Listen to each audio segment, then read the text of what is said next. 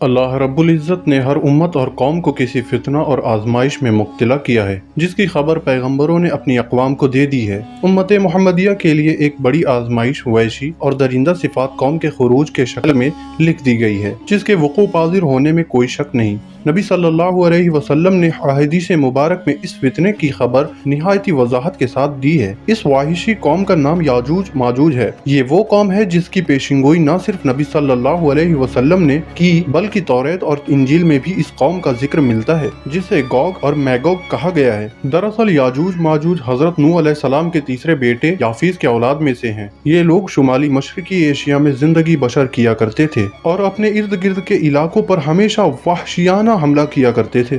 ان کی آبادی چین سے مغرب ترکستان تک پھیلی ہوئی تھی۔ روایتوں میں آتا ہے کہ یاجوج ماجوج بنی آدم میں سے ہیں اور اگر انہیں پوری دنیا میں چھوڑ دیا جائے تو تباہی مچا دیں گے۔ ان میں سے ہر کوئی آدمی اس وقت تک نہیں مرتا جب تک اپنی 1000 یا اس سے زیادہ اولاد نہ دیکھ لے۔ ان کے چہرے تہ بتہ ڈھال کی طرح ہے۔ یہ لوگ لمبے قد کاٹ کے ہیں جو صنوبر کے درخت کے مانند ہیں۔ ان میں سب سے لمبا شخص 3 بالش تک کا ہوتا ہے۔ یہ جس جاندار کے پاس سے گزرتے ہیں انہیں کھا جاتے ہیں۔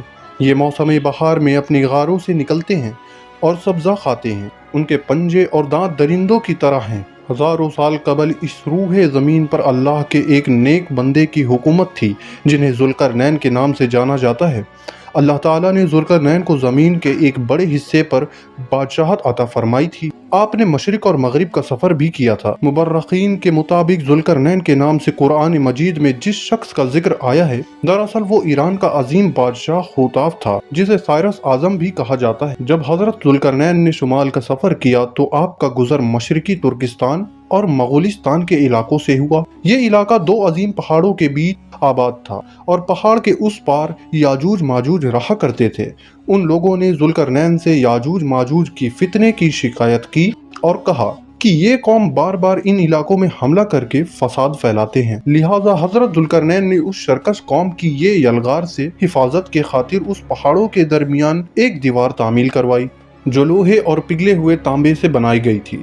تعمیل مکمل ہونے کے بعد اللہ کا شکر ادا کیا اور لوگوں کو آگاہ کیا کہ یہ دیوار وقتی طور پر اس قوم سے حفاظت کرے گی، لیکن ہر چیز فنا ہو کر رہتی ہے، لہٰذا ایک دن یہ دیوار بھی ٹوٹ جائے گی اور یاجوج ماجوج ان علاقوں سے نکل کر تمام زمین پر پھیل جائیں گے، جیسا کہ اللہ نے قرآن مجید میں ارشاد فرمایا، یہاں تک کہ جب یاجوج ماجوج کھول دیے جائیں گے اور وہ ہر بلندی سے دوڑتے ہوئے آئیں گے اور سچا وعدہ قریب آ جائے گا۔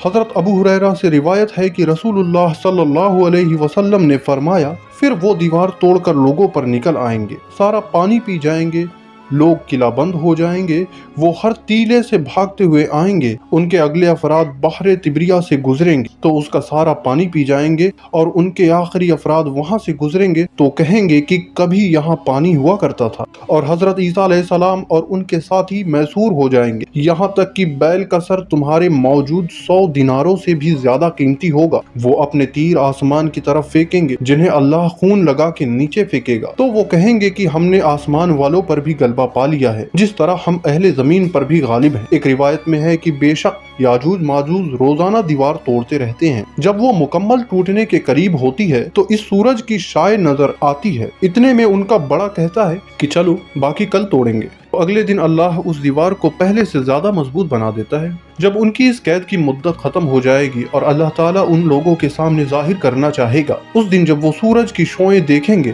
تب بڑا کہے گا، چلو انشاءاللہ باقی کل توڑیں گے۔ جب وہ اگلے دن آئیں گے تو انشاءاللہ کہنے کی برکت سے وہ دیوار اتنی ہی رہے گی جتنی چھوڑ کر گئے تھے، یوں وہ باقی دیوار توڑ باہر آ جائیں گے۔ دیوار توڑنے کے بعد یہ زمین میں خوب قتل و غارت گیری کریں گے۔ یہ سب قیامت کے قریب ہوگا۔ حضرت عیسیٰ علیہ السلام ان کے لیے ہلاکت کی دعا فرمائیں گے تو اللہ ان کی گردنوں میں کیڑا پیدا فرما دے گا جس سے یہ فوراً مر جائیں گے۔ پوری زمین میں لاشوں کی بدبو پھیل جائے گی۔ پھر اللہ ایک قسم کے پرندوں کو بھیجے گا جو ان کی لاشیں اٹھا کر جہاں خدا چاہے گا پھینک آئے گا۔ یوں یاجوج ماجوج کو خاتمہ ہو جائے گا، مگر رخین اور معاقین کے مطابق سرزمین قفطاز میں دریائے خزر اور دریائے سیاح کے درمیان ایک پہاڑوں کا سلسلہ ہے جو ایک دیوار کی طرح شمال اور جنوب کو ایک دوسرے سے الگ کرتا ہے۔ اس میں ایک دیوار کی طرح کا درہ بھی موجود ہے جو مشہور درہ دریال ہے۔ یہاں ایک قدیم تاریخی لوہے کی دیوار نظر آتی ہے इस बिना पर बहुत से लोगों का नजरिया ये है कि दीवार जुल्करनैन यही है, जबकि कुछ का कहना है कि दीवार छीन और दीवार तरमस को दीवार जुल्करनैन मानते हैं। ये तमाम नजरियात कयास और अंदाजों पर मुबनी है। ये दीवार जुल्करनैन ने कहाँ बनाई है और कहाँ है वाकई है, इसका इल्म सिर्फ अल्लाह ताला को ही है, और वक्त मुकर्ररा होने पर याजूज माजूज उस दीवार को तोड़कर निकल आएंगे।